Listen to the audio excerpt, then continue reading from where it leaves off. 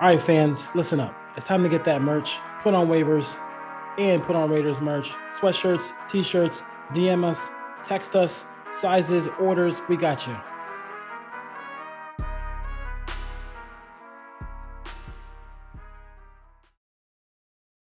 Raider Nation, stand up.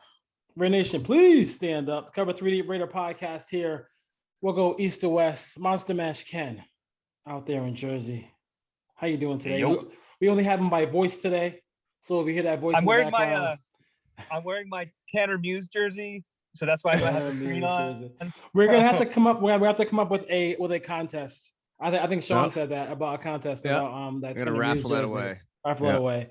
I am Dwayne Douglas, podcasting on the beautiful shores of the Pacific Ocean, and then there's Sean, Oahu Raider, out there in paradise. Life is good. Life is good for all. How's everybody doing today? Good. Great, man. I'm happy. This is we've taken a long sabbatical from the recording of the show. Yeah. A lot of things have happened, but we're excited to bring the coverage back together. Yeah, absolutely. Moving, all this stuff like that. A lot of stuff, work, busy time at work. So, we got to do what we got to do. Adulting, man. Adulting is honestly. Dwayne doesn't pay me enough to come on every week. We're grown. I'm still waiting for my first payment. Yeah, we're grown ass folks now, so we got bills to pay. So listen, the Raiders play the Ravens. Last night's game got us all excited, and now we have to kind of wait the waiting game, of course, until it's Monday Night Football. ABC, ESPN. You get to hear, if you want to hear the alternate broadcast, you're gonna hear Peyton Manning and his brother, who are getting paid millions to talk football. That's gonna be hilarious as far as that goes. But let's just start off with I think Sean had a list of things we want to go over. So let's start off with the biggest surprises of the last month before the season started. So the Raiders were in the news consistently all the time, making moves that were popular, making moves that weren't popular. Kind of realizing that some draft picks weren't a quote unquote steal like a third round pick should be. What are your thoughts about the biggest surprises we had this last month going into the season? Well, I think just seeing it looks like there's just a big power shift with Gus Bradley's presence in house. That's kind of stripped the massive ego and operations that we know Gruden already has on the organization. But just to see, I don't know if desperation is the correct word, but you go out and you make acquisitions to get Denzel Perryman, and you go out to get KJ Wright. I mean, those are things normally we'd be sitting on our hands saying we're okay with what we have. But, we have some injuries in house with Javin White and with Nicholas Morrow, who Gus said that's our best linebacker before those moves. So it shows they don't have as much faith in Littleton and Kwiatkowski, and that they're really just saying, hey, we need to load up on the defensive side of the ball. The offense was consistent last year. So to me, that was a little bit of a shocker seeing them actually addressing those types of things, and seeing a third round pick like Tanner Muse just obliterate without playing a snap for the Raiders. Also Lynn Bowden Jr., third round pick, same draft. So little concerning, but hey, look, we got someone in house that maybe Gruden's just going to give his confidence to. So I thought those were the biggest stories that came out to me, because we already kind of know the offense is in place, but just seeing them put urgency on the defensive side of the ball is a promising but a shocking good thing. Ken? Yeah, as much as I'm upset that Tanner Muse left, and I want to say something about that. The reason why I bought the Tanner Muse jersey, because I did like him in college a lot. I thought, like, you go around and watch him play, he was always around the ball, and he made some good plays. And I also did predict that he was going to get drafted by the Raiders, not in the third round, like the 6th or 7th round. And my best friend online, which is my co-host on the other show, her name is Muse. So I thought it was funny. That's why I bought this jersey. So I had to eat crow the other day on Twitter. I know, Sean, you got in on that too a little bit. Everybody's making fun of me, but I thought about it. I don't care about any player. I like Hunter Renfrow a lot, and as long as the Raiders win, I don't care. And I think with Gus Bradley coming in and having to make these hard decisions where you have to cut a third rounder like that, I don't think he should have been drafted in the third round, but still. And then even you talked about Lynn Bowden. You were excited about him, Sean. Oh, yeah. It just didn't work out. But as long as these cuts and these weird moves translate to wins or consistency on defense, I'm okay with it. I do like the veteran leadership. It's one thing that I was stressing when the season ended was at the three levels, the line, the middle linebackers, and then the back end, there were no leaders. I feel like we have that now on each level. So I'm all about it. Yeah. I guess for me is they kind of did what good teams do, and I'm not sure. We'll see if the Raiders are a good team this year. But I think if Al Davis wanted KJ Wright, he would have given him the highest paid linebacker in football. Right. And so instead they waited. They understood the situation. Yes, Baltimore wanted him, but as KJ Wright said in the press conference, he would have had to go to a 3-4. It'd have been like, it's almost, if you ever played Madden and you picked the wrong playbook. It's kind of like that. Like, it takes you half the game to really define plays, right? So for him to do that, I think that's nice. And I do think the thing that comes through, and it is the Gus Bradley factor, is that like people want to play for him. Like, would they have gotten Yannick Ngakoue? Would they have gotten Desno Perryman vaccinated? Because he wasn't even vaccinated until he came to the Raiders. So it should be interesting to see how all that goes. I think that they have, this is probably, and I was talking to BD Williams today, this is one of the best D lines, defensive tackles, and we didn't even talk about McCoy, right? Yeah, and linebacker grouping that we've seen since, like, I think we went all the way back to Tommy Kelly, Seymour, and Howard, and rest in peace, and Kirk Morrison. Like, this is really a good talented group of people who can still play. This is not like getting folks who are done. These everybody can play in their primes, and then when your depth pieces are Corey Littleton, your depth pieces are Divine Diablo, people like that. That says a lot about what they did. Yep. And I think I'm excited to see that. I'm actually excited about seeing what this young offensive line does, because when you look at on tape, they, as vaunted as the Ravens are, they do give up big runs, and they do give up. Last year they gave up 44.6 yards per carry last year. I mean, we all know that Simpson is a good run blocker. We all know that Leatherwood is a good run blocker, but they got to do it do it consistently for a whole season. We'll see what happens there. But that's what Gus Bradley's command of what's going on. And I think everybody's just psyched up to play for him. And I think that's something that we haven't had in a long time. And we'll see. Like, I want to be this year, next time, that Gus Bradley is a head coaching candidate somewhere, because that means the defense went really well and the Raiders made the playoffs. Oh yeah, that's a really good point. It's something that, I mean, the Paulie really ruined it for a lot of these games, and it's such a breath of fresh air. PG. Oh my gosh! Shout out to Raider Rue. I know that was his favorite coach of all time.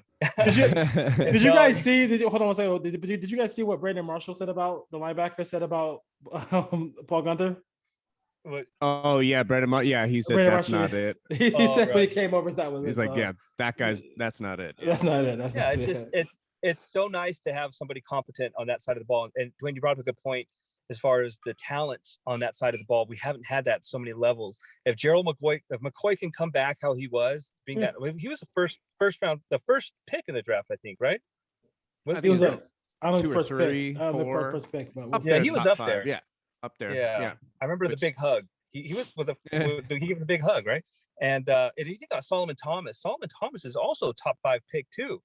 Yep. And so you have these, if you go all over the defense, all these guys are first, second round players, and it's got to translate. The talent is there, but the leadership was never there. And this is the first time I think that we're really getting it. And the corner, the DB coach there, I'm hearing a lot of good things about him too. Milas, yeah. Milas, right. And leaders at every level of defense. Yeah, and it's what we needed. I mean, if we would have had this defense last season, oh man, we would have been cooking with some gas.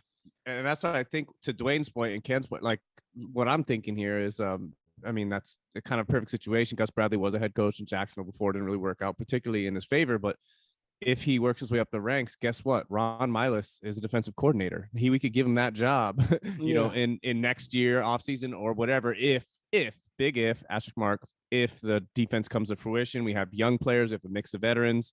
They just had to add layers to it. So I think, to me, I think that's the exciting part of this first game, is we have a measuring stick game. We'll talk about it a little later, against a proficient team, to kind of just see where we're at overall. They got some injuries, whatever, but still, this is a team that has a good organization overhead, and they run a tight ship and a good program out there. Yeah, I mean, and to your question, McCoy was third overall, and he's been a guy who's gotten in great interior pressure. And that we haven't seen that since like Roderick Coleman, like people like that. Like, I mean, he used to have I used to love Roderick Coleman. He used to get like 6, 7. He used to get like between 10 and 6 sacks a year from DT. That's hard to do. That's hard I to think do. it's Seymour, Tommy Kelly, Daryl Russell, Perea, maybe not, but it's few and far between, right? Adding my scarce. Yeah, it's scarce. It's scarce as far as that goes. Turnell Sands, maybe. Let's go back. And we mentioned that, Gus Bradley, his fingerprints are all over his defense, and I'm kind of listen. I just eliminate the ridiculous plays. He has experience against Lamar Jackson, so we'll see what happens with the Raiders here. And I know they're chomping at the bit to show people that what they have defensively. And Nate Hobbs is a guy who was really really kind of burst on the scene. I was hoping that he didn't get hurt in the offseason. He didn't get hurt in any of these games, but he's playing pretty good football. So we'll see what happens there. If they stay in the base, or when they go nickel. He's definitely gonna be a nickel. And Amik Robinson played himself onto this team, because he was not gonna make this team. I'm not sure, but because of his size, whatever. But he really did a good job in the preseason and in training camp. Offensive unknowns. So I think obviously I'll let you guys go talk about that. Offensive unknowns. I think one thing is, we don't know about the offensive line. We trust Tom Cable, all stuff like that. But what are your thoughts about the offensive line? No more Hudson, no more Gabe Jackson. Yeah, I think you traded 3 starters that at 2 of them have been like first team all pro tinkering players, and Trent and Hudson. Gabe, who's been one of the few solid 3rd round picks we've had over the years. Nothing elite or great, but solid. They all earned contracts within playing here. We made Trent Brown the highest offensive lineman in NFL history. That didn't work out for a multitude of silly reasons. Glad he's gone. I think the thing is that Gruden wants to run the ball. We did not run the ball well last year. We ran it a lot, but we didn't run it at a good efficiency per yardage, per average attempt, per red zone efficiency, per short yardage efficiency. That pisses Gruden off. I know it does. I just don't know, with 38-year-old Incognito already with injuries, right? And he was relied on to be a starter, and Colton Miller has played his best ball with Incognito next to him. So that's important, right? Andre James, that's a hard, Carr, it will audible the hell out of things. And Andre James has to get the protection set, has to get the checks ready, has to communicate and digest everything pre-snap. Now with, guess what? Fans in the stadium. They weren't there last year. So it's going to be a different challenge overall for the offensive line. That's my biggest concern. After that, it's the wide receiver group. It's Edwards had 11 catches last year. We can all say he's chiseled and built like T.O. and makes these great grabs, but he's injury prone, and he had 11 catches last year. Ruggs, COVID, injuries, put on the muscle and weight. Glad to see that, but we need to see Ruggs just come to fruition. Waller is great. He can play outside. Moreau can play inline tight end. They can kind of balance this whole situation, but to me, it's just, you can't settle for field goals anymore. You have a better defense. You have to be more aggressive, and you have to be able to run the ball, good defense or not, to milk clock to win games. That's just kind of how the game of football works at any level. So for me, the biggest question marks are, the offensive line, and you spent $11 million for Kenyon Drake and Josh Jake. I just want to see what all this looks like. So a few question marks, but the offense should be the least of the concerns. But at the same time, Gruden needs to make everything work on this team across the board. And you brought up a real good point about Colton Miller, because he played really well with Assembly when there too at that guard. So he needs that veteran presence or somebody that does their job consistently to be successful. I think what he does is he tries to do too much when that other person's not there. And I don't think John Simpson is ready yet for not in the pass game, because Colton gets beat inside on pass protection. That's where he gets beat. That's his weakness. So. Yeah, exactly. So people are cutting in. So, but I think you brought up a good point. Tom Cable, we trust in, and he can bring these guys game ready. I think the center position is what scares me the most. I think I can't remember who it was that subbed in, but I remember Derek Carr having issues at one game. They had to sub somebody in, and there were some fumbles, there were some exchange problems, and Rodney really was another coach on the field. Calling shifting people, calling defensive plays out, and getting Carr ready.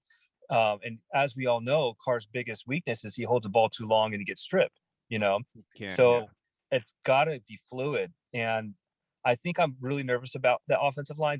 They're younger and faster, I think, but I don't think that they're not long in the tooth other than Incognito, and it doesn't even sound like Incognito is going to play. This week, which sucks because he's I think he was named a captain, which he should be. But I agree though with the wide receivers as well. The talent is there, the speed is there. No veteran presence. So Smoke getting released, that was surprising to me in a sense. But he wanted the snaps. He still can play. He's going to be successful wherever he goes. But I think that Dwayne's boy, the other tight end there, what's his name? Moreau is going to have a big season. I really do. And he's if you play fantasy football, he's in a lot of leagues. Go pick him up because I think he's going to score first touchdown. That's my guess. He's going to score the first touchdown. Carr loves the tight ends. So and so does Gruden, because when you look at the personnel groupings, the Raiders were in 12 personnel, 13 personnel, 22 personnel, 39% of the time, which is like the most was one of the highest levels in the league as far as that goes. So I am not as concerned about the offensive line. I'm concerned about the offensive line until they actually perform. I'm not Andre James. The Andre James part of it is I'm not overly concerned. I don't think it's going to cost us, as far as, ability to move the football. I mean, Nick Martin was one of the worst centers last year in the league rated wise, and Deshaun Watson still threw for like 5,000 yards. So Deshaun's a special weapon. Though, yeah, I mean, no, right. But I mean, you still have to be able to throw the football. Like, you know what I'm saying? So I mean, I get it. Like, I'm not saying Deshaun has his own issues going on now, but definitely I understand that part of it. I think the Richie thing kind of annoys me a little bit because I feel like they could have gotten a veteran guard in the offseason. Richie Gruden is all about availability unless you're one of his favorites.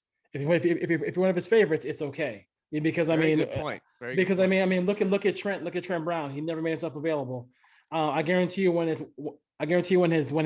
he's tweaked his ankle or tweaked his back a little bit, he'll still play because he wants to play for Belichick and Mac Jones, I guess, who's the next great quarterback in the NFL. If you listen to everybody else. Hope they keep that same tune when the Pats are 7-10. But as far as Richie goes, I mean, like I like the player. I like what he's become because he wasn't always this guy. So like, and I don't want to bring up his past, but he wasn't always this guy. Yeah. But when somebody changes, you got to give him props for that, and he changes, and he's been a very good leader. He will be he is a very good leader. I could even see him maybe even coaching down the road. But as far as his availability goes, he's not, and I think it's going to be on Simpson. We know Denzel Goodkin is a better guard than tackle. We can see him kind of putting himself in that spot. But then you got Simpson, and then you got Leatherwood on the same side. And I think that's gonna be the run side. I mean, they're gonna run the football with Josh Jacobs. They're gonna run the football with Kenyon Drake. They're gonna run the football with whoever they got, because that's what Gruden wants to do. They want to be balanced. I think it makes sense. I think you looked at last night's game where Dak Prescott threw the ball 58 times. Like that's they still almost won the game, but I mean that's not really a recipe for success. I mean, Vita Vea almost killed him last night. I mean that guy's a monster. But as far as that goes, I really think as far as the offensive unknowns. There's certain things, and I'm gonna go for offensive unknowns to the Ravens. Key to the game is the Ravens. A couple of things. They do not guard the tight end well. I think this is the wrong team to play if you don't guard the tight end well, because Waller is next world. Moreau is fantastic. And then they also don't cover the flats. So we all know Ingold, Drake, Drake. So like those are things that I mean Wink Martindale doesn't do. So we'll see. And one thing, I mean, you can say what you want about Derek and people up and down, whatever, but Derek is great against the blitz. He gets the ball out of his hands quickly, and they're gonna take shots, especially with Marcus Peters not playing. They are taking shots down the field. They didn't get Ruggs to run, whatever, but they're gonna take shots on the field. What are your thoughts about keys to the game, and especially with Marcus Peters, who is a tremendous player, to get out of that lineup? There's no way to replace him. I'm gonna jump on this one. I think the emphasis that Gruden wanted at the beginning of the season was the run game. And I think they're going to get Josh Jacobs going. I know he's a little banged up, and you saw in his presser today that he said he felt really good. I think that's going to be the key to success is the run game here. I'm anxious to see what happens with Drake and how they use him. I do feel like he's going to probably come close to all-purpose yards leader tomorrow or on Monday. I'm excited to see how they use him and Jacobs. And maybe Jacobs comes in at the end of the half or the end of the fourth quarter and just kind of close up shop, and just run it down their throats. Do we know who the third running back is? Peyton Barber. Peyton Barber, maybe. Maybe. Whoever plays the best special teams, because you got to have one of them play special teams. It's not going to be Jacobs or Drake. And Ingold might be the third running back. You never know. Yeah. I want to see Ruggs at least get 100 yards, maybe a couple, 3 or 4 passes and I want to see him average close to 100 yards this season. I think next week will be the game where he might have 100 yards, but I don't think this week. Yeah, we'll see but I think Carr's going to have a good game. I really do. I think he's going to be hungry. He always comes out on laser eyes Monday night, first game of the season in Vegas. Man, that crowd is going to be hyped. I wish I could be there, but I'm not going to pay $800 for a nosebleed seat. Well, now those prices have came back down because they were overinflated months ago. But I think for me, I look at it, I've done my homework on this, so I'm coming prepared here. But last year, the Ravens gave up 34 points or more twice the entire season. And since 2017, in that same point range, 4 times. So guess what? I know the offense was great. This isn't a 35-point win. This is why we got an improved defense so we can win a game in the low 20s if we need to. This is what needs to come to fruition. I think because of Marcus Peters out, that's huge. I believe we have speed and toys to crank up and dial up the big plays once we get the defense creeping in on the offense line of scrimmage.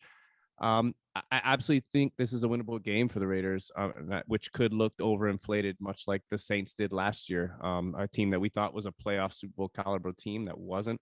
I think the Ravens kind of have that similar feel right now. Lamar rushes for 1,000 a season. I mean, he's a running back when he needs to be, and he can throw the ball. But I think with a banged up running back group, new people getting in with less snaps and everything back there, guess what? We have a defense now where we can throw bodies at people. We can blitz. We can play better schemes and packages and bring extra, like Dwayne was saying, nickel and dime, and bring bodies out in the field.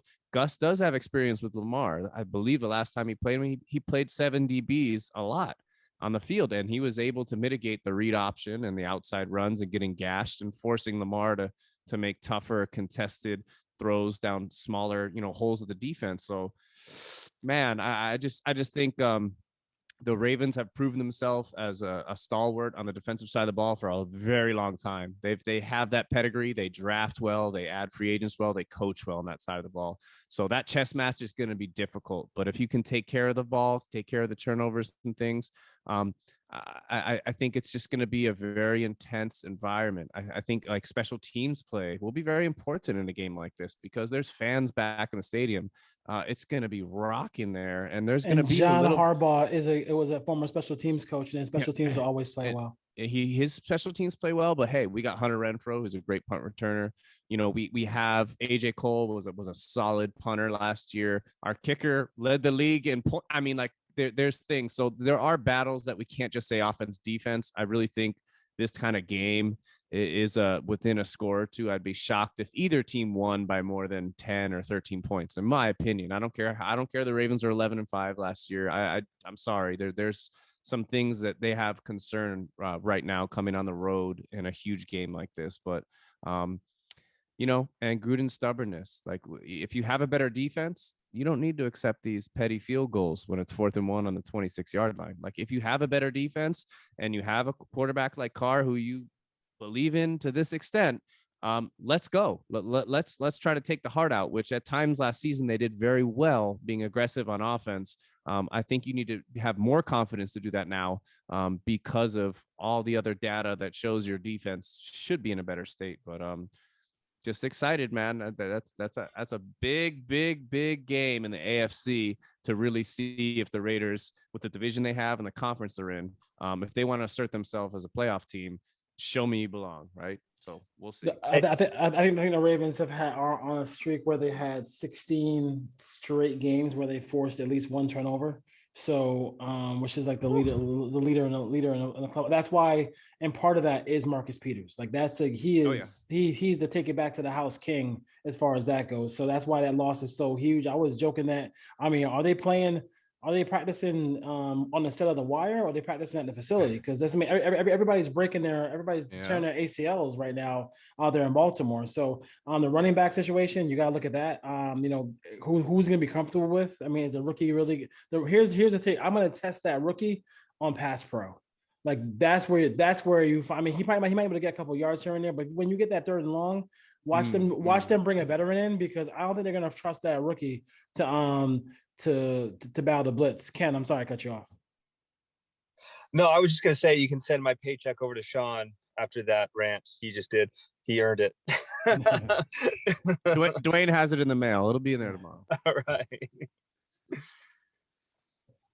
That's all I had right there. I mean, you guys are nailing it. I mean, Chris Potts, one of my best buds, just emailed me and texted me. He's like, "What's going on over there in Baltimore, man?" I asked, "What are you doing, Santeria, and getting all these guys hurt for us, or what?"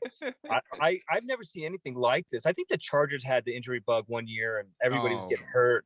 Yeah, and I mean, their whole running backfield is just depleted, and I'm curious to see what happens with it. I don't like the fact that Latavius Murray is going to come back. I don't know if he'll dress in time for that.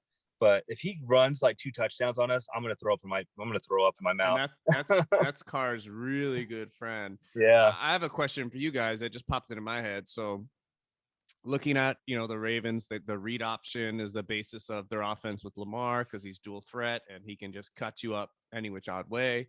He's very good at that. There's no denying a league MVP and the things he's done. So let me put it to you this way: they have some patchwork running back things that they're scrambling to put together. After Lamar Jackson, who is your biggest concern or threat about the Ravens offense? I mean, who is it? Well, who does Gus Bradley have to say, if and not Lamar, it's X? Who is that? I mean, who is that for you? I would think the tight end is very elite. Yeah, I'd have to say it was Hollywood Brown, the speed and build. I mean, what? I mean, you have to go into this game without without Bateman, their first round pick, without all the guys they have, you have to be able to play. You got to be able to say, Hayward, Casey Hayward, Trayvon Mullen, y'all good, yo. Like we can't be messy. You guys have to be. Yep. We can't worry about the receivers. Like you got to be able to take the receivers out in this game.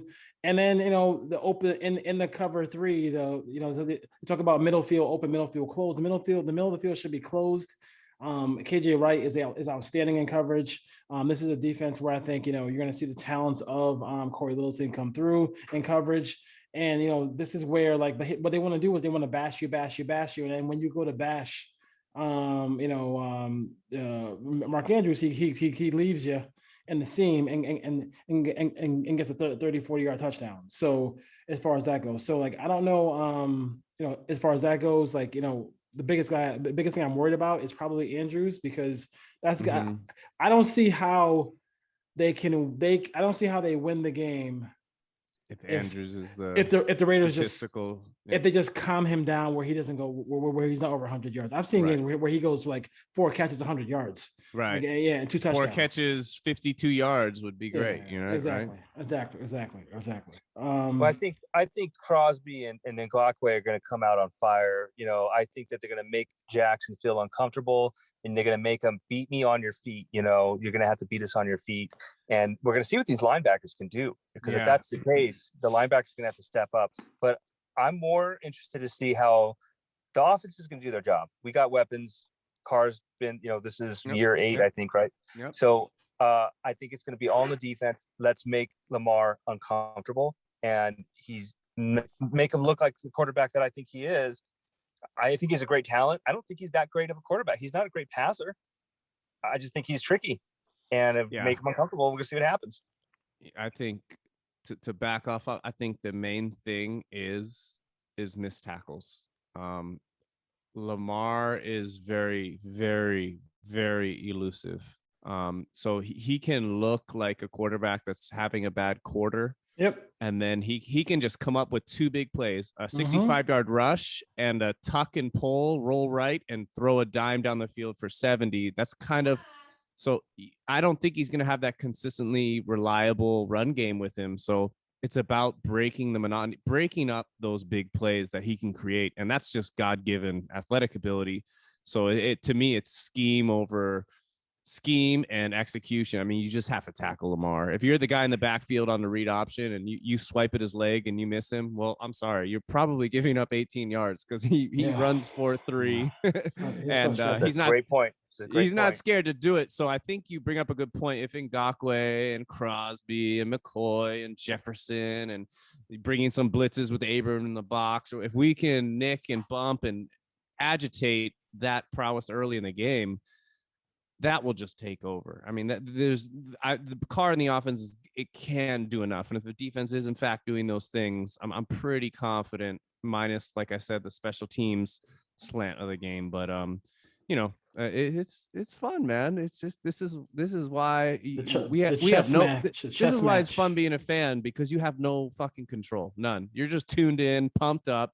You can't call the play, you can't determine anything, but you just have to see what comes to fruition, and that's why we have question marks. So we'll see, man. No question about it. I mean, listen, it should be fun to watch this whole battle, this chess match between Wink Martindale and John Gruden, Gus Bradley and Greg Roman. Greg Roman talked about all year, all season, that, hey, this is the time where he wants to see his offense become more of a prolific passing game. So let's see if that happens. When they don't throw often, but when they do throw, I mean, they hit some big plays. And to Sean's point, there's situations where you are going to stop him, maybe three and outs in a row. Oh, we got him. We know what we're doing. Yep. And then somebody is in the wrong lane, and then it's 70 yards the other way. Yeah. And instead of being down, getting the ball, being up 17-0, he makes it 17-7, and then they get a turnover, and boom, boom, boom, and it all just goes in that direction. So I listen. Opportunity is going to be there for the Raiders to win this game. I don't think they're not playing. This defense is a good defense. They gave up big yardage to Travis Kelce. They gave up big yardage to Eric Ebron. Like, whenever they play a pretty good tight end, they usually give up big numbers to that tight end. So, we are very tight end centric here. I think next week will be I think next week will be more of the wide receiver game. I think this is the more tight end game. And also, just kind of not to push back on Yannick and Max Crosby, but in early downs, I wouldn't be surprised if you see some Solomon Thomas and see some Cleveland Farrell on that defensive line to stop the run, to make sure the run is stopped. So you force this team to be in third and long, and even in third and long, they still might run QB power. So you can't.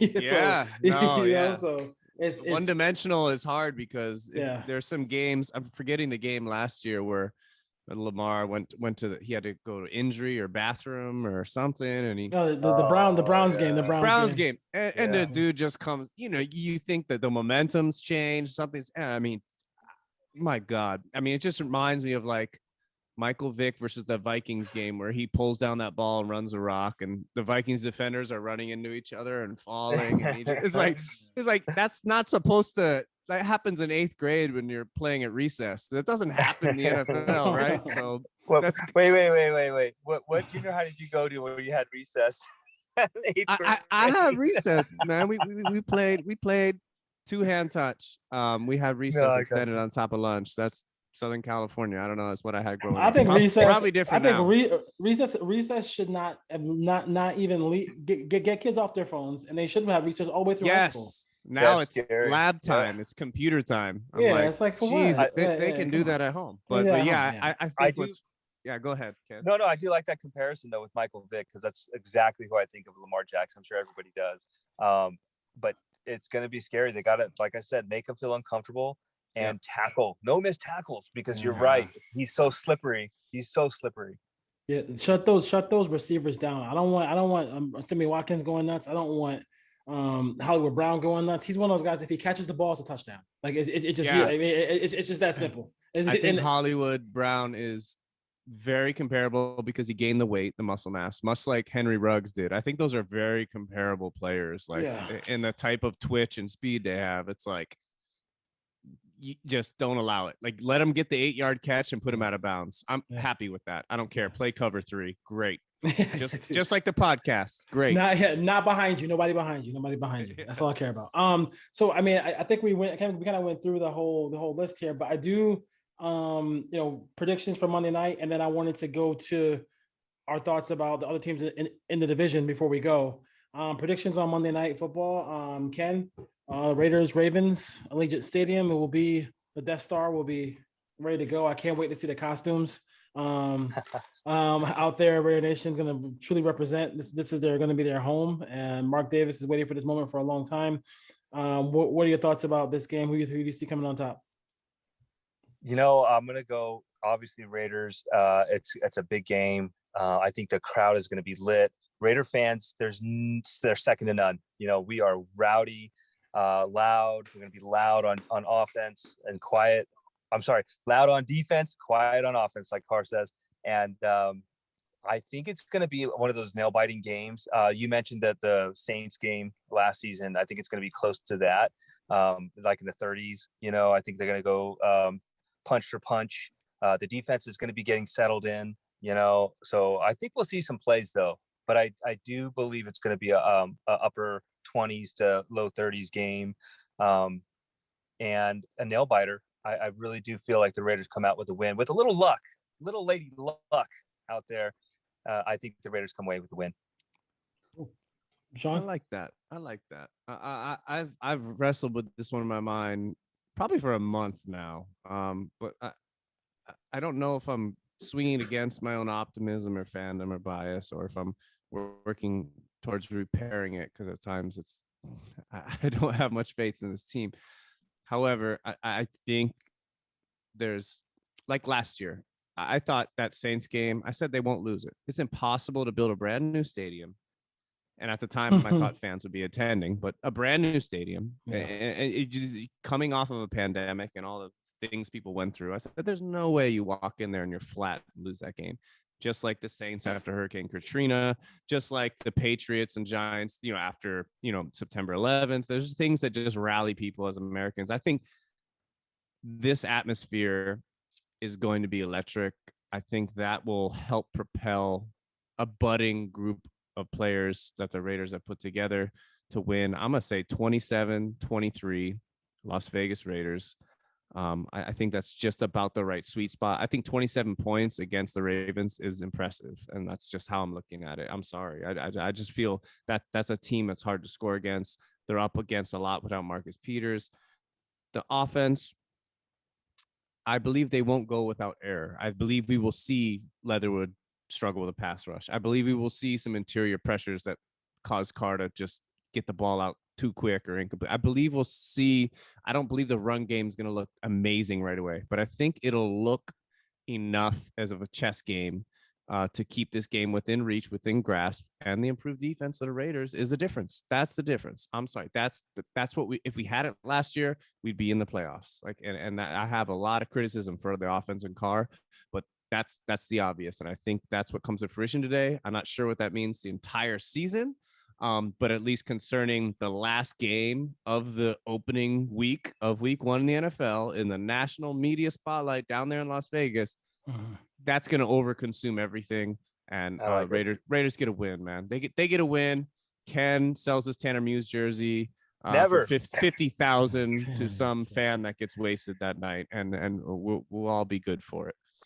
Yeah, I don't know. When it first came out, and I saw when the season first came out, and I saw the moves that Raiders made, I thought that 2-2 after first 4, and I thought they'd actually go 0-2, and then come back and beat the Dolphins and beat the Chargers, and then like kind of start their season. Instead of starting off fast, they would start off slow, and then you'll see the better part of the Raiders as the season went on.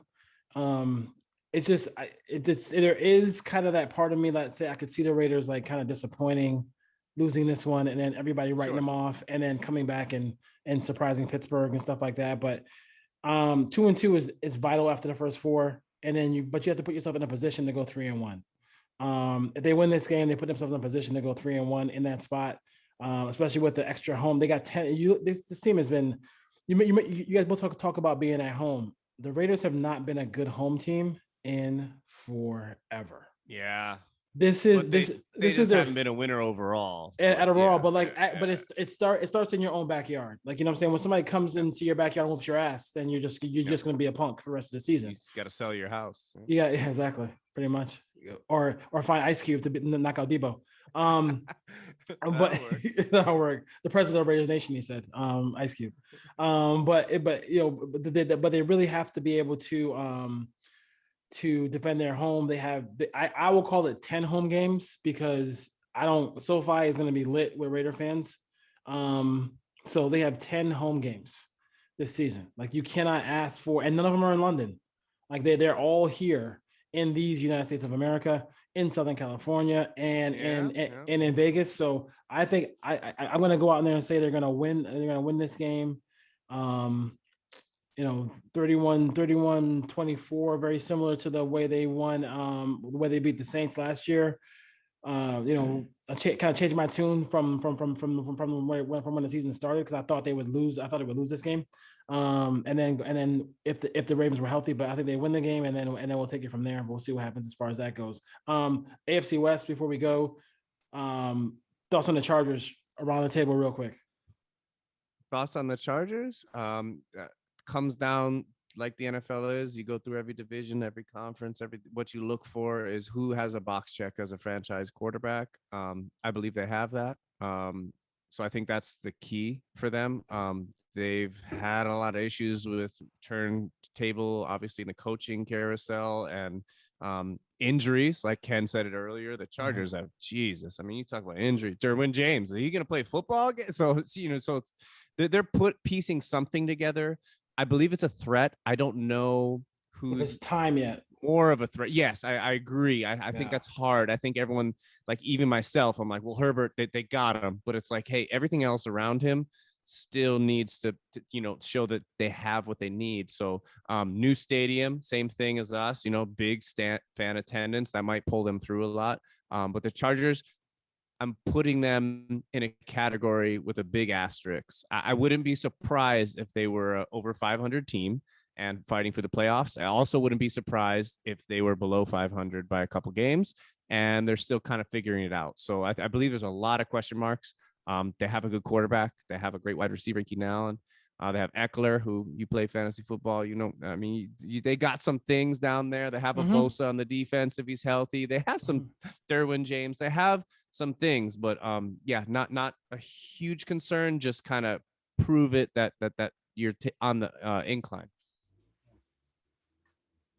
Yeah, I like it. Herbert's probably the second best quarterback to come out of Oregon, and and I do think that, you got to remember the Raiders were 2-3 plays away from sweeping the division last season. And yeah, so I mean, they beat themselves. I mean, I don't think these other teams beat them. They just couldn't, boneheaded plays or whatever. So I don't think the Chargers are as good as the Raiders are. So I would probably put them in the third spot there. Kansas City obviously is number one, but I'd probably put the Chargers at 3. Yeah, Casey's number one, no question about it. And I think the Chargers are, I think we'll see first year head coach. We got to see what Brandon Staley is as far as that goes. And then, we'll see if that another offensive coordinator that bothers, because that's something as well. Like, Herbert, another coordinator for him. And they have the passing game quarterback and the passing game and then the running game coordinator. So who's going to be calling the plays in his ear as far as that goes? On the Broncos, I thought the Broncos, as great as that as their defense could potentially be, and Chubb might be hurt. Chubb and Von Miller never play together. It's just a crazy thing. They played like maybe. It's very odd. It's very odd how those two never play together. They do have, they did pick up a corner, but I thought they missed an opportunity in the draft. Maybe they're confident they can get Rodgers. I don't know how you look at that court. Like there was just an article. I'll leave you guys on this. There was just an article about the potential quarterback drought and how people are scouring through high schools and college football, and they're not seeing the really great quarterback coming. So you don't only draft for this year, you draft for the future years. So now when you're sitting there with Justin Fields Justin Fields is sitting right there. Like, how do you not grab Justin Fields in that draft and take a corner? Like, I mean, I'm not saying cornerback isn't important. I'm not saying that Surtain's not going to be great. He probably will be great. Who knows? Maybe he'll be the next Champ Bailey. I don't know. But you need a quarterback, first and foremost, and you're starting Teddy B. That's not going to get it done in the National Football League.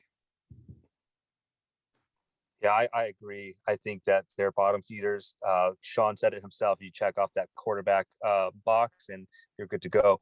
The defense has always been pretty solid. So, yeah, I just don't think they have enough weapons there. Who is it? Judy's on there, right? Yeah, he's a playmaker. Judy, they got a bunch of receivers. They have a bunch of receivers, but I mean, can they get the ball to them? That's the problem. Yeah, and I don't think either one of those quarterbacks on that roster are going to do a good job.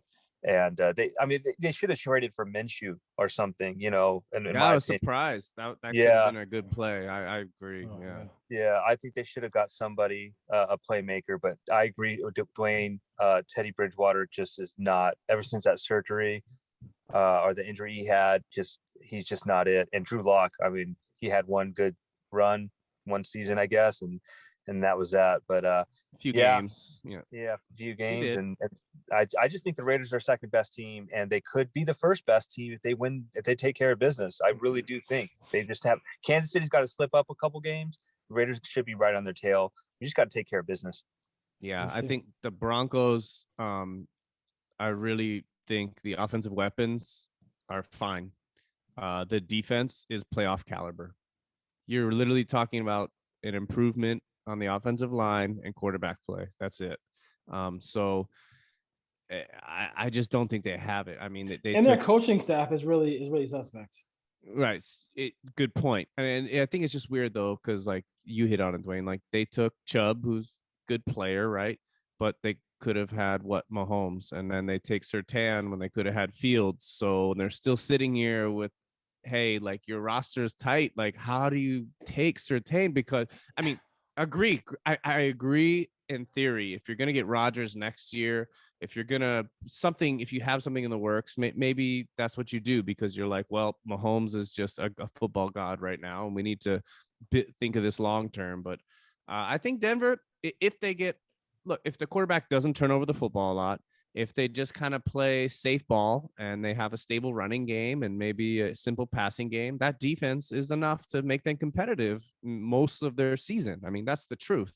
But when the weather gets cold and things start changing, you need to be able to come up with plays downfield. You can't just rely on sticking the ball in someone's stomach. So what is Denver's identity on offense? I just don't know. Like, they have some nice guys, Feint at tight end, and Judy, and they got talent, like to people to get the ball to and run. But Cortland Sutton, oh, great player, right? So great, he can play the slot and the outside, and he's reliable, good hands. So that they have talent. It's just the quarterback is so important in this NFL game, and playing in the snow up there and everything. There's a lot of elements that they have to fight. But yeah, I honestly wouldn't be surprised though if Denver was better than the Chargers. I'm just saying, like, their defense is.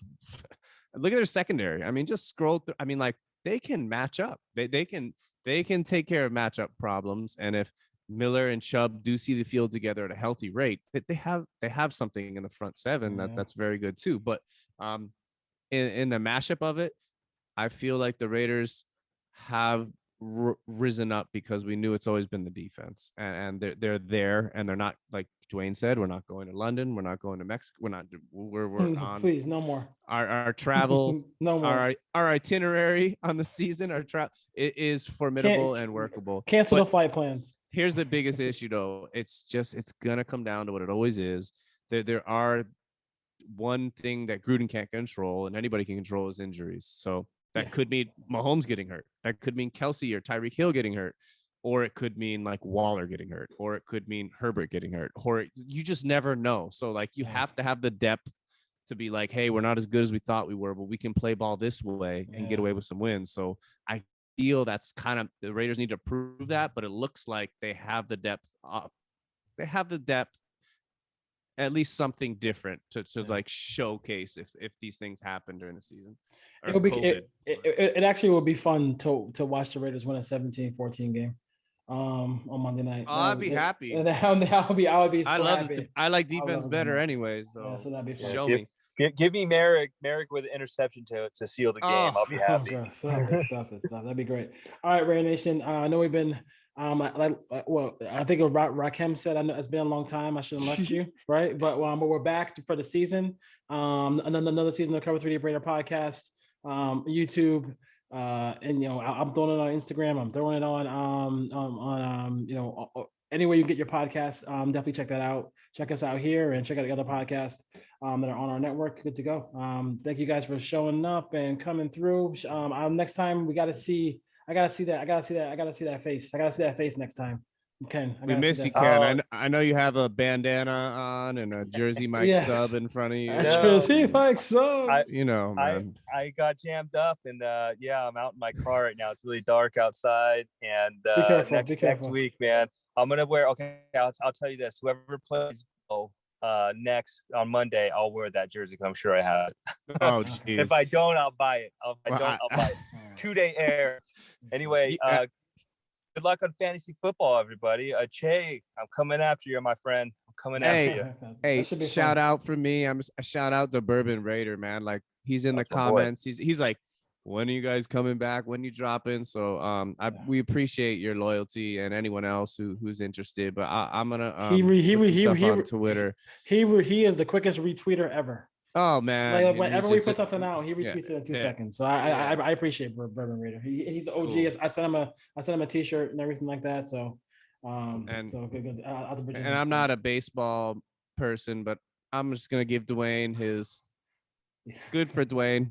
We have terrible sports fandom. Like, my teams are bad. Like basketball, college, all of them.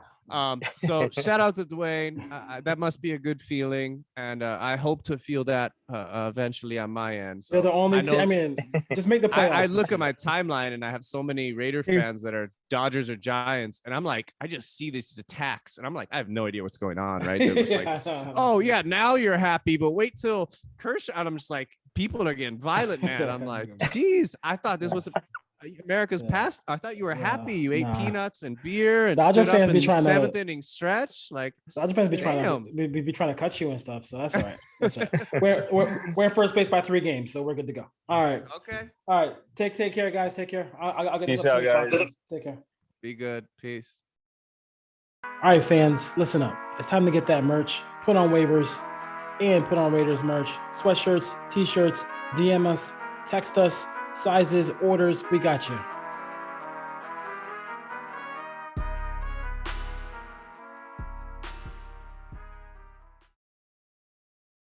All right, fans, listen up. It's time to get that merch, put on waivers, and put on Raiders merch, sweatshirts, t-shirts, DM us, text us, sizes, orders. We got you.